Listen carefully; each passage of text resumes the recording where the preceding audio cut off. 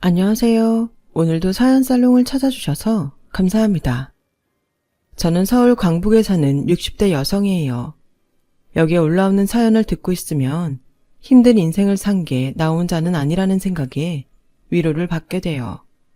오늘은 제가 다른 분들에게 위로가 되길 바라며 제 얘기를 해볼게요.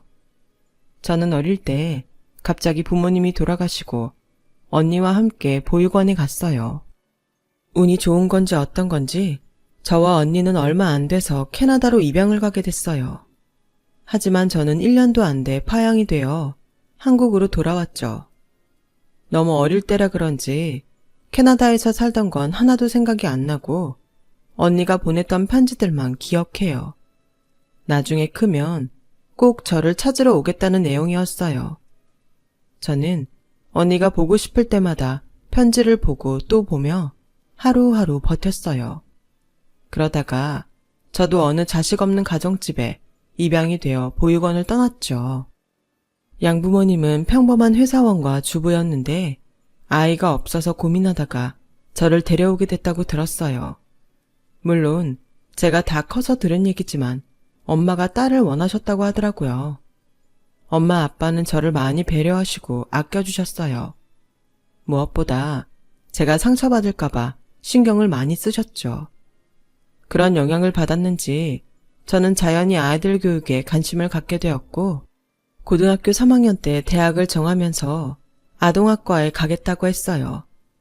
제 자랑이 아니라 저는 특별히 과외 같은 걸 하지 않아도 성적이 상위권이어서 담임 선생님은 제가 좀 더 취업이 잘 되는 과에 가기를 바라셨어요. 학부모 상담 때 엄마한테도 그런 얘기를 하셨나 보더라고요. 종이야, 나는 네가 좋아하고 제일 잘할 수 있는 걸 하는 게 중요한 것 같아. 근데 담임 선생님 얘기 들으니까 엄마가 너무 안이하게 생각한 게 아닌가 싶어. 네가 경쟁이 세나과도 충분히 들어갈 수 있다는데 그런데 가서 나중에 네가 하고 싶은 거 해도 괜찮지 않겠어? 물론 강요하는 건 아니야. 무슨 말인지 나도 아는데 아이들 가르치고 싶은 게 어릴 때부터 꿈이어서 그랬지. 나도 다시 한번 잘 생각해 볼게. 저도 꼭 아동학과만 고집하려는 건 아니었지만 혹시라도 점수 높은 과에 지원했다가 떨어지기라도 하면 재수하는 게 부담됐거든요. 부모님이 1년 더 저를 뒷바라지 해야 된다는 것도 미안했고요. 이런저런 생각에 공부도 잘 안 돼서 새벽까지 깨있다가 물을 마시러 나왔는데 안방에서 엄마 아빠가 얘기하는 소리가 들렸어요. 종이 담임 선생님이 그러는데 다른 부모들은 더 좋은 과에 가라고 성화라고 하더라고. 성적 안 돼도 좋은 데 갈 수 있는 방법 없냐고 물어보고 그런다는 거야. 그 얘기 들으니까 내가 종이한테 친부모만큼 못해주나 싶어서 어찌나 미안한지. 그러게 우리는 애가 스트레스 받을까봐 조심했던 건데 말이야. 저는 어쩐지 가슴이 찡하고 따뜻해졌어요. 저렇게 저를 생각해 주시는 분들이 제 부모님이 돼주신 게 정말 감사했어요. 다음날 저는 학교에도 부모님에게도 더 좋은 과에 지원하겠다고 했고 전보다 더 잠을 쪼개서 자며 공부에 매진했어요. 그 결과 좋은 대학에 무난히 합격하게 됐죠. 부모님은 제게 너무 잘했다며 예쁜 핸드백을 선물로 해주셨어요. 우리 종이 훌륭하다. 어떻게 이렇게 똑똑하고 예쁜 아이가 우리 집 딸이 됐는지 엄마 아빠는 너무 자랑스럽고 행복해. 내가 감사하지. 요즘도 여자라고 대학 안 보내는 집들 있다는데 엄마 아빠는 나 이렇게 좋은 대학 갈 수 있게 해줬잖아. 우리 학교에도 공부 잘하는데 여자니까 대학 가지 말라고 한 애들 있어. 나야말로 진짜 엄마 아빠 만나서 행운아야. 우리 때만 해도 여자는 고등학교만 나와도 된다고 하는 집들이 꽤 있었어요. 그런데 저는 지방 도시 학교에서 서울에 있는 대학까지 갔으니 부모님이 얼마나 깨어 있었는지 말 다 했죠. 부모님은 저와 같이 서울에 올라와서 제가 살 방을 구해주시고 간단한 세간까지 다 마련해 주신 후 내려갔어요. 저는 대학 캠퍼스 시절 동안 영어 공부에 전념했어요. 언젠가 언니를 다시 만났을 때 어떨지를 생각했거든요. 만약에 언니가 한국말을 잊어버렸으면 제가 영어로 소통을 해야 될 것 같았어요.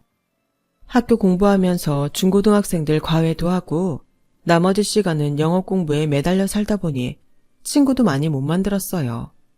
남자친구도 당연히 없었죠. 그래도 저는 전혀 외롭거나 쓸쓸하지 않았어요.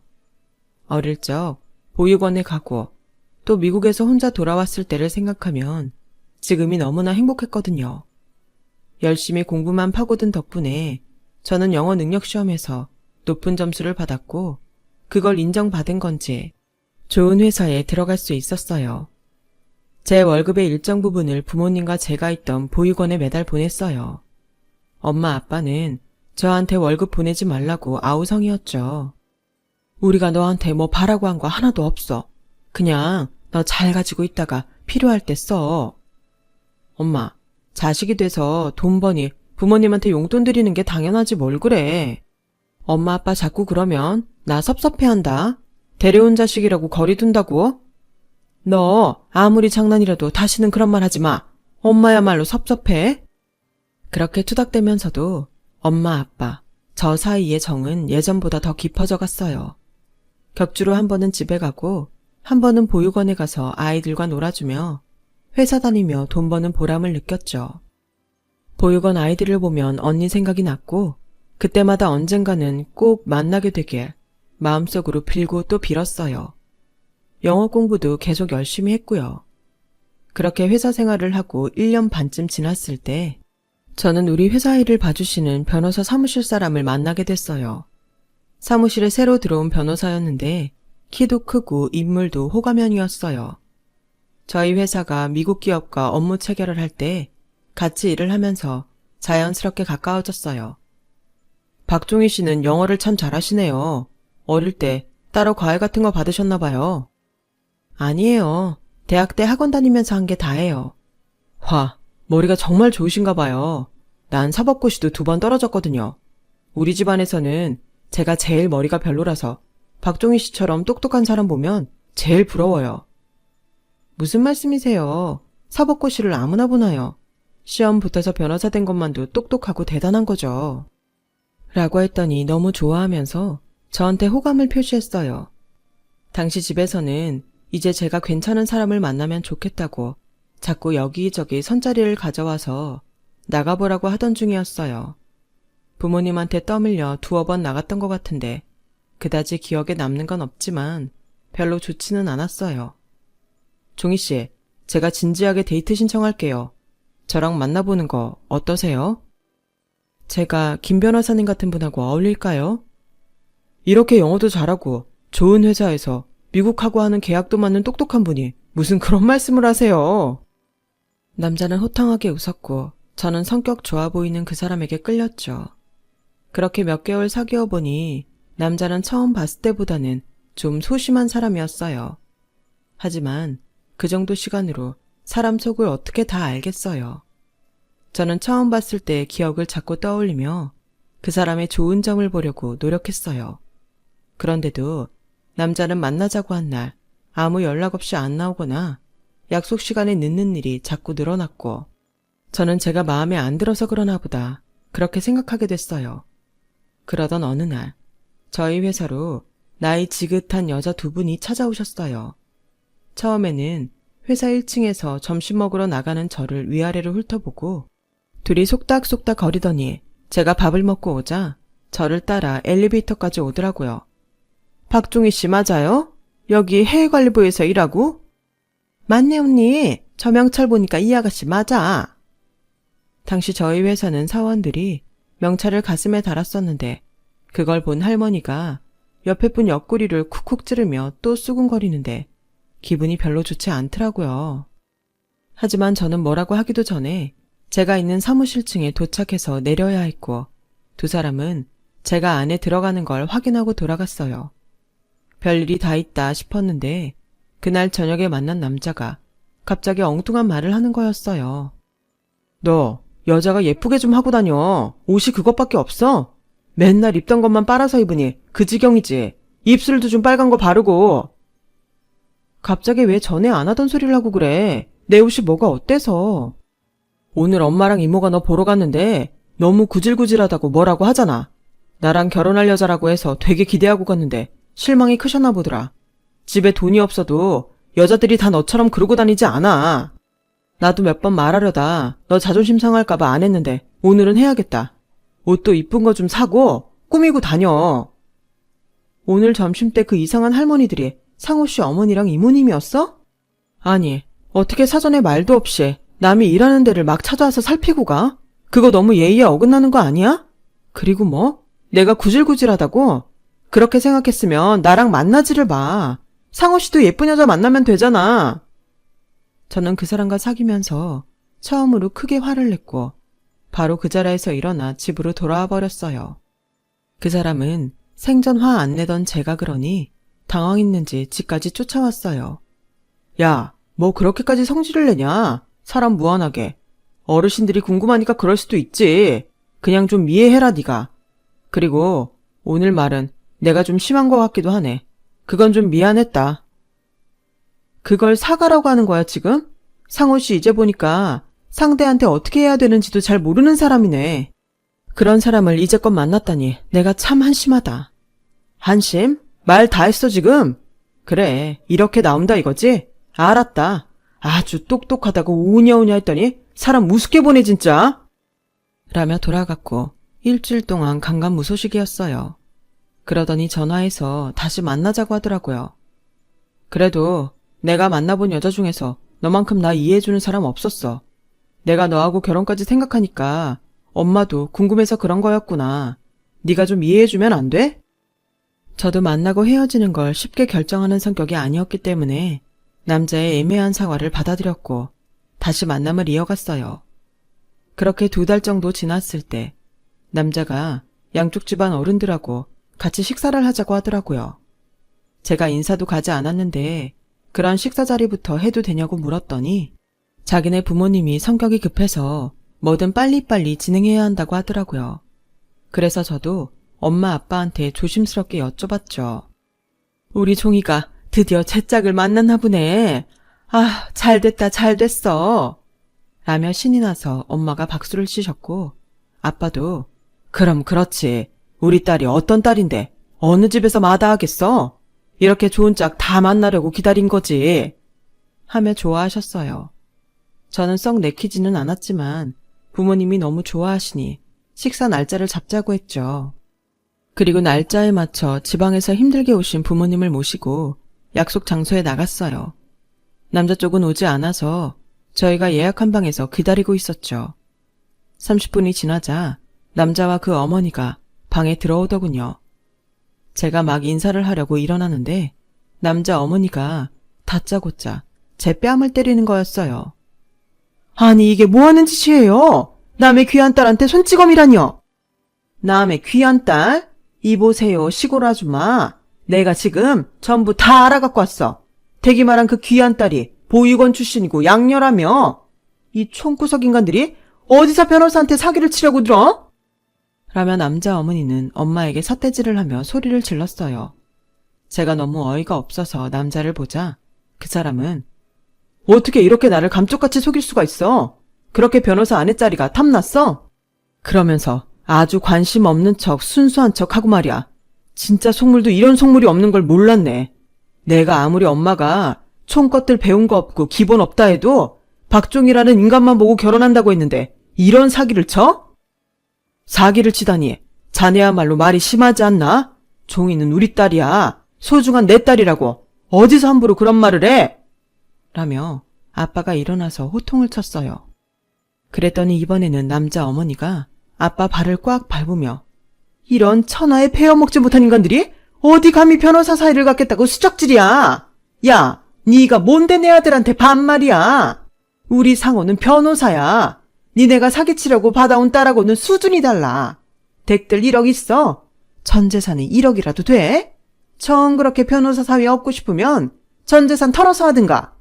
강남 아파트, 외제차, 1억 혼수 이거 할 수 있으면 해봐. 그래도 절대 안 받아줄 거지만. 하더니 아빠 얼굴에 물컵을 뿌리고 남자를 앞세워 나가는 거였어요. 저와 부모님은 너무 순식간에 벌어진 기막힌 일에 완전히 넋이 나갔고 밥도 먹지 못하고 간만 치룬 채 식당을 나와야 했어요. 남자는 저희 회사에도 제가 사기꾼이라고 소문을 냈더라고요. 사람들은 저를 이상한 눈으로 쳐다보며 은근히 따돌렸어요.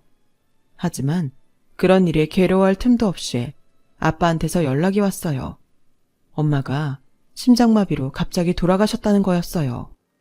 그날 이후 엄마는 며칠 동안 밥도 못 드시고 잠도 제대로 못 주무시면서 제 걱정만 했는데 아빠가 일하고 집에 왔더니 엄마가 쓰러져 있었다더군요. 저는 바로 집으로 내려가 장례식 내내 펑펑 울기만 했어요. 아빠는 빈소에서 계속 잘 참으시더니 엄마를 묻을 때에는 소리내어 통곡하셨어요. 아빠, 미안해. 이게 다 나 때문이야. 미안해. 저는 그렇게 아빠를 끌어안고 울었고 아빠는 아니라며 고개만 저으셨죠. 장례식과 집안 정리가 다 끝나고 난 후에도 저는 서울로 가지 않았어요. 저를 보면 쑥은대며 뒷말하는 사람들로 가득한 회사도 가고 싶지 않았고 무엇보다 그 남자가 숨쉬고 있는 서울이란 곳에 발도 들이기 싫었어요. 아빠와 엄마는 몇 년 전부터 작은 분식집을 내고 떡볶이며 순대를 팔고 있었어요. 아빠가 회사에서 퇴직하고 나서 두 분이 함께 차리신 거였어요. 제가 어릴 때 밥은 안 먹어도 떡볶이 순대는 잘 먹었는데 그 생각이 나서 시작했다고 하셨거든요. 엄마가 요리 솜씨가 좋으셔서 가게는 곧잘 됐었어요. 아빠는 마음을 추스리시고 다시 가게를 열었고 저도 거기 나가서 일을 도왔어요. 엄마가 해주시던 떡볶이 냄새를 맡을 때 자꾸 눈물이 났지만 가게에 있으니 엄마와 함께 있는 것 같아 좋았거든요. 아빠는 제게 뭐라도 하라며 엄마가 들어놓았던 적금 통장을 주셨어요. 네가 월급 때마다 집에 보내온 돈이야. 우리 한 푼도 안 썼어. 엄마가 네 이름으로 들어놓은 거니까 네가 하고 싶은 거 해. 나 지금은 다른 거 하고 싶지 않아. 아빠한테 맡겨놓을게. 라며 계속 아빠 가게에서 일을 했어요. 그렇게 시간이 한 달, 두 달 흐르고 어느덧 1년이 훌쩍 지났어요. 그 사이 저는 떡볶이 양념 만드는 걸 배웠고 손도 빨라졌죠. 엄마가 돌아가시고 아빠가 아프신 날이 많아 분식집도 혼자 하는 날이 많았어요. 날이 추워지던 어느 날 뜻밖의 손님이 찾아왔어요. 저는 떡볶이와 오뎅 국물을 찾는 동네 아이들에게 음식을 갖다 주고 막 들어오는 그 손님을 쳐다보지도 않고 인사했어요. 어서 오세요. 뭐 드릴까요? 순영아, 순영이 맞지? 저는 제 어릴 때 이름을 듣고 너무 놀라서 고개를 돌렸어요. 거기에는 몰라보게 예뻐진 언니가 30이 넘은 어른이 돼서 서 있었어요. 언니, 내 언니 맞지? 그렇지? 맞아, 언니야. 네 언니 순정이. 너무 늦게 와서 미안해. 저는 떡볶이를 담다 말고 언니를 끌어안고 통곡을 했어요. 그리고 언니를 데리고 집으로 갔죠. 아빠, 언니야. 언니가 왔어. 정말 왔어. 나 찾으러 온다고 했잖아. 언니가 정말 약속을 지켰어. 아이고, 고마워라. 우리 종이가 언니가 보낸 편지를 아주 다를 때까지 맨날 보고 또 봤는데 언젠가 언니 만나서 쓴다고 영어도 열심히 했거든. 얘가 혹시나 안 오면 어쩌나 걱정했는데 이렇게 와줘서 너무너무 고마워. 무슨 말씀이세요? 저야말로 제 동생 이렇게 잘 키워주셔서 감사합니다. 언니는 울음을 터뜨리며 아빠에게 큰 절을 했고 아빠도 눈물을 닦으며 맞절을 하셨어요. 저희 집은 그날 엄마가 돌아가시고 처음으로 웃음소리가 들렸어요. 미국의 언니 부모님은 너무 어린 저를 어떻게 대할지 몰라 포기했던 거라고 하네요. 언니에게는 정말 잘해줬고 대학 갈 때까지 아낌없이 지원해 주셨다고 해요. 저는 엄마가 돌아가셨다는 얘기만 하고 그 남자와의 일은 일절 꺼내지 않았어요. 다신 입에 올리기도 싫은 지우고 싶은 기억이었으니까요. 그리고 친언니인데도 20년 가까이 돼서 보니 그런 얘기하기가 창피했어요. 하룻밤을 저와 함께한 언니는 아침에 제 머리를 쓰다듬으며 말하더라고요. 언니 곧 남편하고 한국 들어올 거야. 그때 다시 올게. 조금만 기다려. 저는 알겠다고 했고 며칠 후 언니는 미국으로 돌아갔어요. 그리고 3개월 정도 지났을 때 언니가 남편과 함께 한국에 들어왔어요. 내일 잠깐 올라와. 형부가 여기에서 일을 하게 돼서 바로 내려가기가 어려울 것 같아.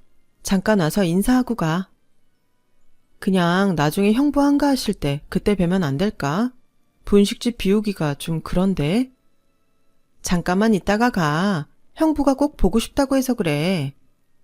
저는 차마 그 남자 때문에 서울 가기 싫다는 말을 끝까지 못했고 별 수 없이 언니와 형부를 만나러 서울로 갔어요. 형부는 저를 보더니 반가워하며 손을 잡았어요. 고등학교 때 미국으로 유학 가서 쭉 있었다는데 그래서 그런지 뭔가 우리나라 사람하고는 분위기가 많이 다르더라고요. 어릴 때부터 거기서 계속 살다가 온 언니도 그랬지만요. 형부는 저에게 비싼 레스토랑에서 점심을 사주시더니 같이 갈 곳이 있다며 저와 언니를 데리고 어디론가 갔어요. 저는 그 건물 앞에 내리자마자 너무 놀랐어요. 바로 그 남자가 일하는 변호사 사무실이 있는 곳이었거든요. 언니는 제 손을 꽉 잡더니 그 사무실로 들어갔고 거기 대표는 형부를 알아보고는 허리를 굽히며 공손히 인사했어요. 사장님이 갑자기 어쩐 일이세요? 라는데 언니는 대표 옆에 놀라서 서 있는 남자에게 가더니 뺨을 철썩 후려쳤어요. 네가 감히 내 동생하고 그 좋으신 분들을 모욕해? 아니, 왜 갑자기 남의 뺨을 때려요? 제가 언제 사모님 동생을 모욕해요? 우리 언니야. 라는 제 목소리에 짜증스럽게 뺨을 만지던 남자가 완전 얼어붙더군요. 그 사람은 우리 언니를 대충 알고 있던 눈치였어요. 대표님, 저희 회사 한국 지사 일은 다른 변호사 사무실에 맡기겠습니다.